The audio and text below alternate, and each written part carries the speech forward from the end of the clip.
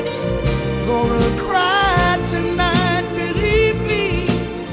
It's always quite a sight. This fool's getting played. He's going for a rage wank.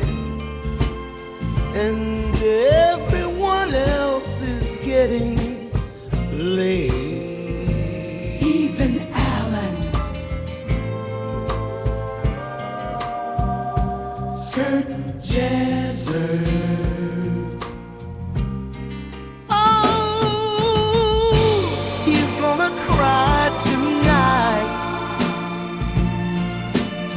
Cry, cry, cry, he will. What will he do when the tip is dry up and has to pay his own bills? Oh, Skirt, Skirt will cry, cry, cry, cry. Hi. Hi. You're with Scott. It's ASMR time. It's midnight. It's always midnight.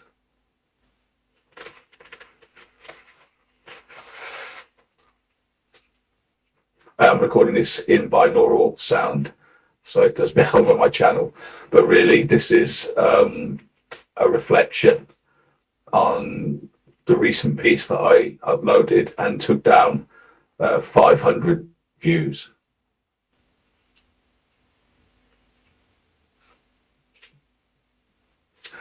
The reason that I decided to make 500 views, the inspiration for it was when YouTube sent me a message about an app that I could download to my phone, which I did, Creator Studio.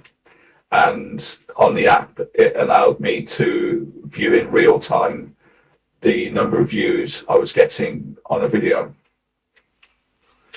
The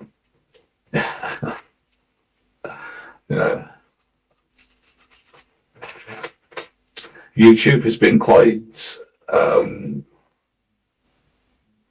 YouTube has been pushing this idea of content creation studio tools to me as a YouTube user, as an uploader. And I guess for a lot of people that upload to YouTube, it's quite valuable information. It can help them improve their subscriber base and the number of views they get in a certain way for a certain format. This is where we get to the crux of it, because I'm not interested in producing content that has tricks or manipulative techniques to get you to watch more, or to get you to watch to the end, or to garner subscribers and views in a hope that more views will break us down. The reason that content creators and YouTube want this to happen is because more people view the people that monetize the accounts. And this isn't a slap at ASMR artists who monetize an account. It's not like that. I'm talking in general terms about the business model of YouTube. People monetize accounts. People watch videos. Adverts are seen. The money's made through this process. So YouTube want content creators to make their videos better for advertising, to have more views, to engage the viewers so that they keep coming back, so they click on more adverts. And the content creators want this too, because they want more money from advertising. But I don't. That's not what I'm about on this channel. I'm making art, and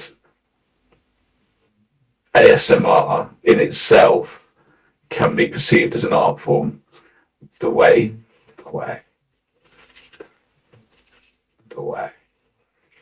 that I perform the ASMR is, of course, intentional and planned, and I've done a lot of thought and a lot of research on psychology, linguistics, a whole plethora of different areas that come together to create an ASMR performance, much in the way that you would do if you were a top chef. You wouldn't just learn about food, you'd learn about the history of food, you'd learn about what food means to different people, you'd know about the psychology of lighting in a restaurant, of how to greet your customers. You know, there's a whole it becomes thick, like I said, again, I'm related to food, it's like a thick broth of ideas that contribute to the final dish, the final taste. And that's what happens in my ASMR. I produce those videos with that in mind and with that planning. But in terms of art, the art I make is an idea. The medium is an idea. And the ASMR videos are a means of production of that idea. I have a quote from Who's Afraid of Conceptual Art, which is one of my new favourite books. And it says, conceptual art differs from traditional art in two ways. First, it draws on a wide variety of means of production of artwork. And second, these means of production are mere means. They're not the artistic medium, and consequently, as we'll see, they're not the proper objects of this. They're not the proper objects of aesthetic appreciation, which kind of means that whether you like the ASMR videos or not is irrelevant to the point of the idea. And let's take that back to what happened last night and one of the videos that I've uploaded recently. So, and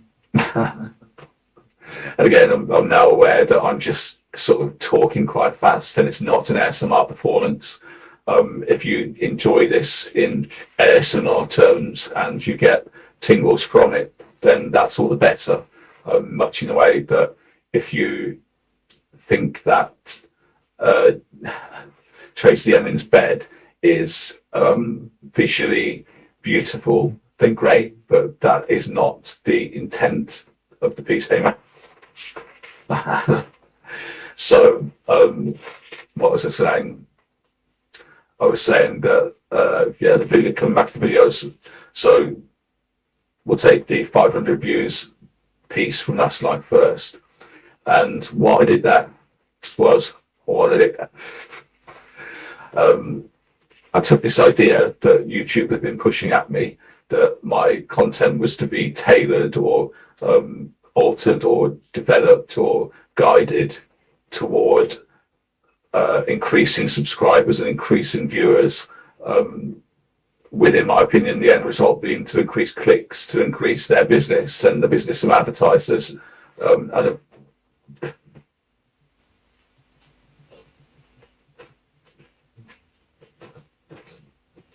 Okay, so it's background noise, but to be honest, this isn't an SMR video, so we can have background noise. Just like I was just saying, it's, you know, this almost perfunctory, this performance. Anyway, so yeah, what I was saying was that YouTube and pushing this idea, and I think it's about money and about, I know it's about money, and I'm not into, that's not what I'm producing my content for. So I wanted to make an artistic piece that kind of pointed that out, and also ask this question that I've been working on recently. It was a great opportunity to ask this question about intimacy. So I made a video where I spoke into the camera in ASMR whispers. I explained that it was personal and just you and me.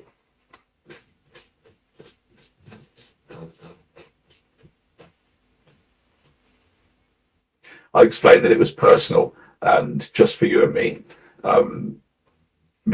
Me and the 500 viewers. And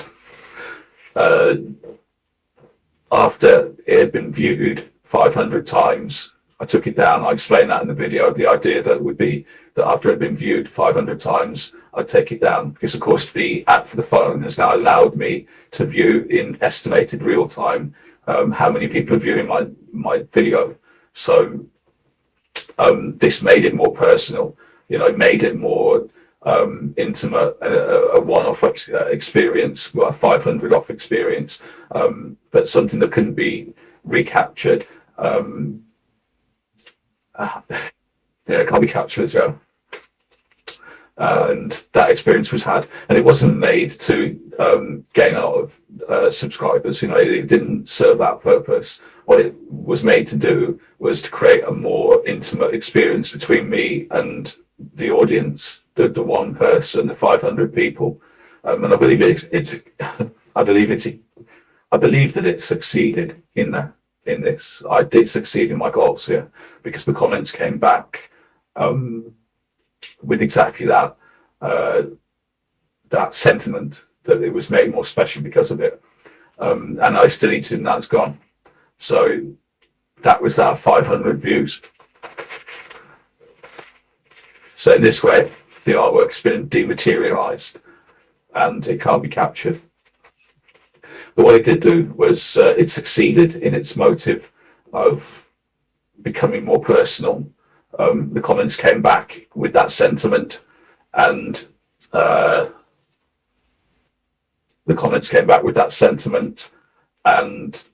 I was pleased with that. I quickly hit the 500 views and closed it down. So it's been done. I would believe this was successful, and it was intended to ask a question of how content is created on YouTube and why. And it's quite easy for people to be manipulated and to take a message on board and think it's great because everyone else is doing it. YouTube's pushing an idea at people that content creation should be guided towards this. It's like marketing, it's always marketing your videos so that they have things like a call to action, subscribe. I'd say something like, at the end of this video, something's going to happen, and then it happens. I mean, we're talking about media production and ideas of media production that are perpetuated by the producer of the media, and their goals, their reasons for doing it are money and advertising, and content creation in terms of art. It has different goals and different reasons for existing. And there's so many ASMR artists out there who are doing it for the love and for the art. And obviously my work is ASMR based in this context. So I hope that it's seen by other ASMR artists, because I don't want them to be tarnished by this. I don't want them to be infected by this money craze, this money sickness. What they're doing is beautiful. It's beautiful, the videos. I love other people's videos. This isn't a review video, so I'm not going to get into all that. But what they do is beautiful, and YouTube is encouraging people to tailor their content in a different way. It might be a way they want to go, but it's not a way I want to go. And I just want to say, that is the case, and put forward another idea or raise it into the ballpark of ideas. And that's what the art is. That's what that piece was. So if you see anything about it and you don't see the video, that's because you'll never see the video unless someone recorded it. 1 to 500, and it doesn't matter whether you saw it because you weren't. Because Sarah, you were there, but it begins, just like you didn't go to every opera performance, just like you didn't see every football match live. Some things you experience and some things you know, and this art piece was like that. And I'm really pleased it went the way I hoped. And now I've made this video to explain that, even though you don't know what I'm talking about. And this comes on to another video as well, another point I was making earlier, which is the video sorting books. It's called Book Sorting, I think. As an SMR piece, I appreciate why it works. I've designed it to work like that. It's dealing with the ideas of repetitive practice, of steer with the sound, and of course that's a layer that is vitally important to me. But it's also dealing with, like somebody commented, intimacy, being in a private place. I'm not going to go into too much detail here, but I love ASMR bookshops. It's something I've done a lot of thought about, its environment, and so I've made it work as an ASMR piece for those reasons. I'm glad that it does, but the other layer in that, not layer, the nucleus, the core, the kernel of this piece is that I never asked it in the comments. It's what it's called, really. Can you organize your thoughts? And by asking the question in the comments and then proceeding to allow people, I want to say space, but I design the space that you're thinking within, to think about their thoughts within the context and space of the ASMR video, cocooning you whilst you think about this. And of course, the ideas that I bring up by organizing books. And I'm just going to let you think about, watch the video and think about how organizing books could relate to how you can organize. Can you organize your thoughts? And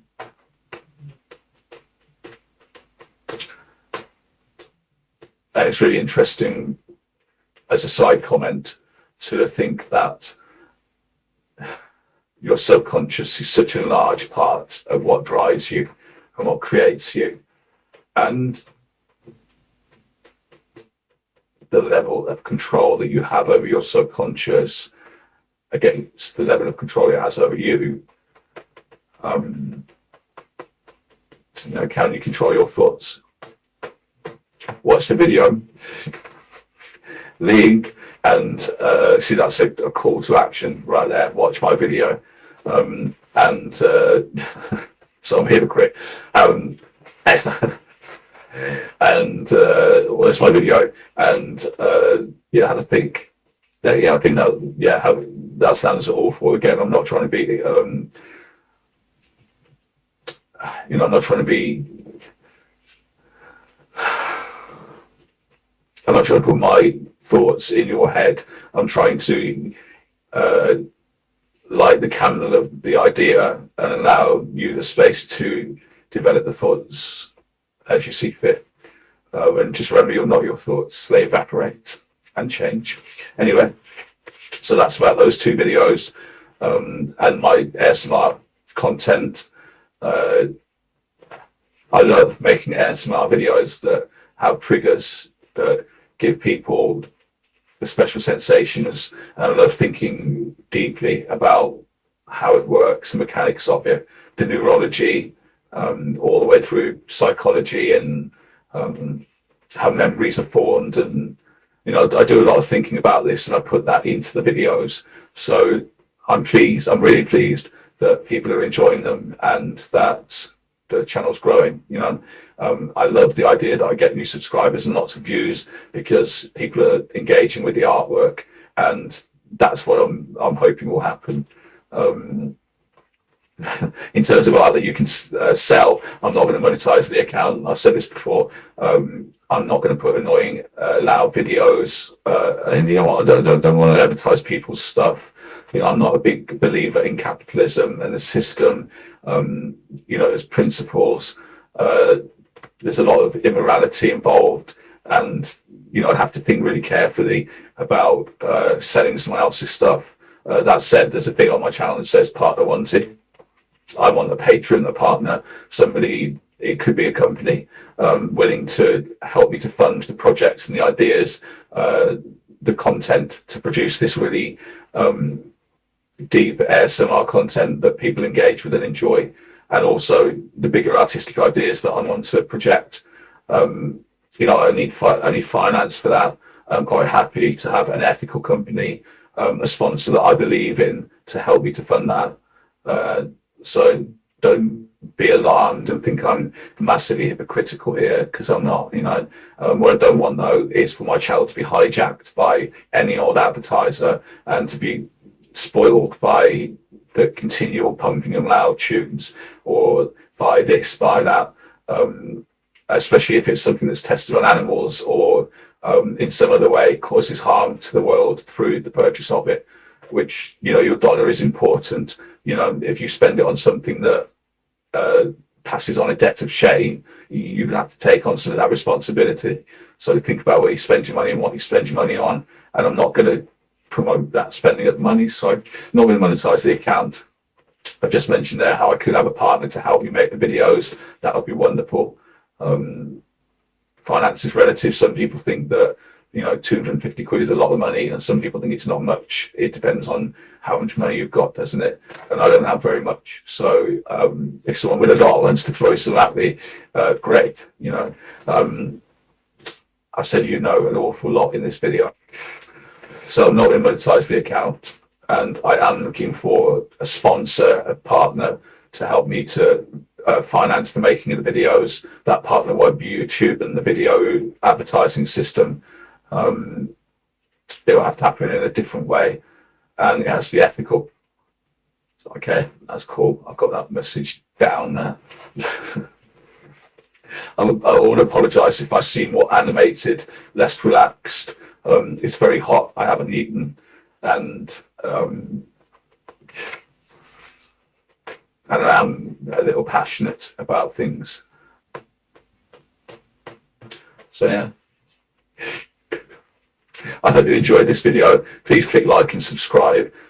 Share it to all your friends so that every time it's seen, I can get like 0.1 of a penny, and a huge global company can have greater market share and pump their ideas into your eyes at regular intervals, regardless of whether they're beneficial to the positive,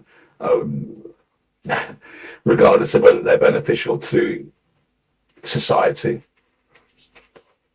And I, you know, made sure that you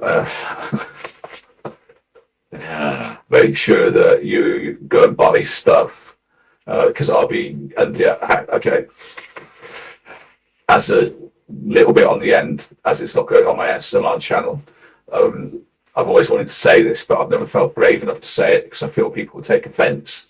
But I will not be doing an unboxing video on my channel, because it would have to be something really special that I wanted to encourage you to buy. I think that the unboxing channel idea, you know, is like just selling stuff through. I used to be a hairdresser, and I've got products back there that I'm not going to show you because, again, I don't want to sell them. But you know, it's all about seeding this idea, showing someone something, helping them to, you know, want to buy it. But it's all crap and shit that you don't need to buy. If you need your tools for your projects, then go for it. You know, get the good ones. But you don't need another lipstick with I'm not going to get into that. I didn't say lipstick. No, you don't need all, you know, this crap. And me unboxing it and sort of teasing you with it and getting me to want to buy it, that's no good. So I won't be doing that. And I know loads of S&R artists do it, so they're going to watch what I've just said and they're going to go, oh, he's fucking, I really dig, what a twat. But it's like, dig at you, you know, you're doing things. Everyone does things because they're taught to or guided to by ideas, and you know, it's not that I'm judging you for having been fed ideas. You know, we're all brought up in this, well, some of us are brought up in this capitalist system, and it trains you to be a certain way.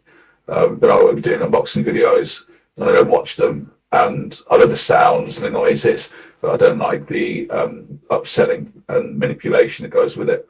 Even if it's non-intentional manipulation from the artist, they're being hijacked by, you know, company X or whatever. And even if they really love the products, they love products. No one loves products. You love people. No one loves products. You know, they don't make you just buy stuff and then it's great and it's new and it's fantastic, and then there's something else that's new and fantastic that you don't have, so you have to go and buy that, and that's what you love, the chain of something new, something fantastic, and having it. And once you've got it, it's not new and fantastic and it needs something else. So, you know, that'll never stop. So you just got to break that chain and put it down, because it's not going to help you, not at all. And the things that you can love, you know, you can add sentiment to items, and you know, I love my there are some items that I own that have no intrinsic value, that have no cash value, but I love them because someone I know touched them, and they remind me of that person. You know, that could be valuable to you, but you can't buy it in a shop and hang it around your neck. So, so yeah, they're like the unboxing idea and stuff like that, and so my ASMR content has it's got an ethic and a love behind it, a real love. And it's not a love of like figures and subscribers, or so I can get famous, or so I can get enough views to buy me to have £1,000 a month, so that it's not that. I love the videos that I've enjoyed, and the artists that have made them, the honesty of it. I've loved investigating what it is that creates these feelings and then producing that. I've loved that idea that it can be a means of production to other ideas, and I am now in love with the art and the ASMR and the people involved. The wider, what they call a community, which bugs me a little bit, because again, I always say something bad, yes, there are people I'm going to lie, but some people like football. We're not a football community, we're people who like football, and we are people. We have so many things that connect us on so many levels that it's a shame to make somebody an outsider by creating a group.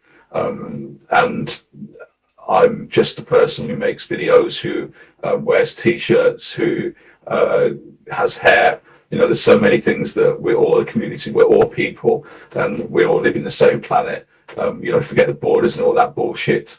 I'm in a community. If I am in a community, it's a global one with all of you for so many different reasons. And so I love the people that make ASMR, but just like I love everyone. And it's funny because I do get really wound up by people and the things they do. I believe in forgiveness, and I believe that people are driven to do bad things and make bad decisions,